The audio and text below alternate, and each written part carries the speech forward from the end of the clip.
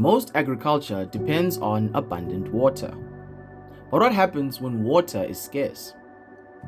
Israel operates under exactly that constraint. Limited fresh water, low rainfall, and arid conditions across large regions. Under these conditions, conventional agriculture should struggle. Yet, agricultural productivity remains high.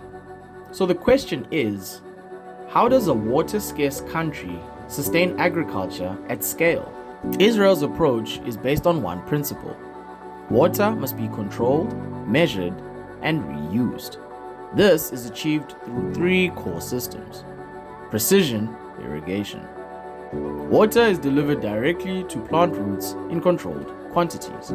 This reduces losses through evaporation and runoff. Number 2, water recycling. A large proportion of wastewater is treated and reused for agriculture. So instead of the water being discharged, it is reintegrated into the system. Thirdly, the use of system monitoring. Water use is continuously measured and optimized. The inputs are adjusted based on the crop needs rather than fixed schedules. This transforms water from a bulk resource into a managed input. Agriculture is not failing due to lack of water alone. It is constrained by inefficient water use and a fixed water supply. This is the exact condition Israel operates under. But without system redesign, the outcome is pressure, not efficiency. A clear example of this comes from Egypt, particularly in the Nile Delta. The Nile Delta is one of the most intensively farmed regions in Africa. Agriculture depends almost entirely on irrigation from the Nile. The dominant system is still largely flood irrigation. The efficiency is structural. Large volumes of water are applied, but a significant portion is lost through evaporation under high temperatures, runoff beyond the root zone, and inefficiency in the canal distribution. At the same time, over-irrigation contributes to soil salinization, reducing long-term productivity. Egypt already operates close to its total renewable water limit, so the system faces a hard constraint. Water demand is high, and supply cannot increase. Israel's system integrates multiple innovations into a single framework. The first being drip irrigation, where water is applied slowly and directly into the root zone. This maximizes uptake and minimizes loss. Secondly, wastewater reuse. Treated wastewater becomes a reliable irrigation source. This reduces dependence on freshwater extraction.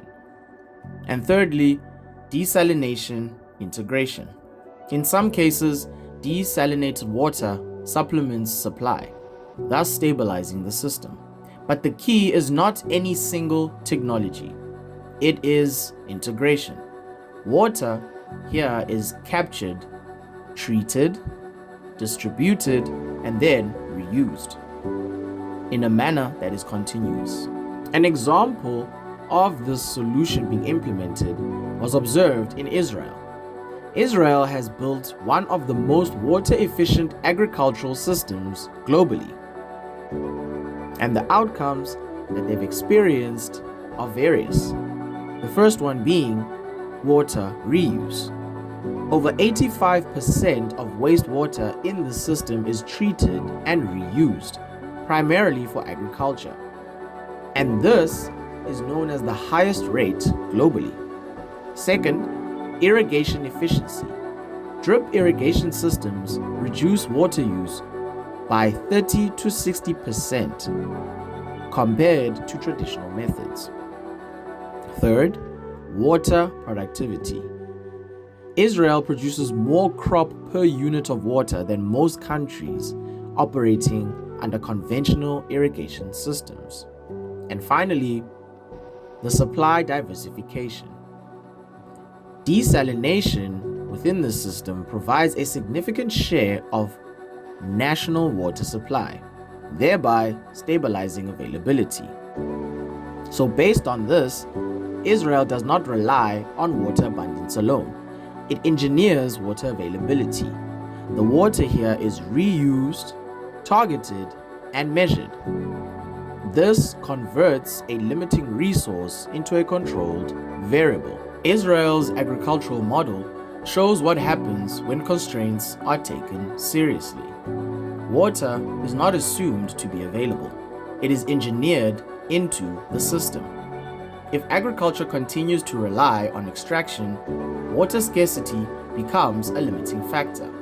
If agriculture shifts into efficiency and reuse, water becomes manageable.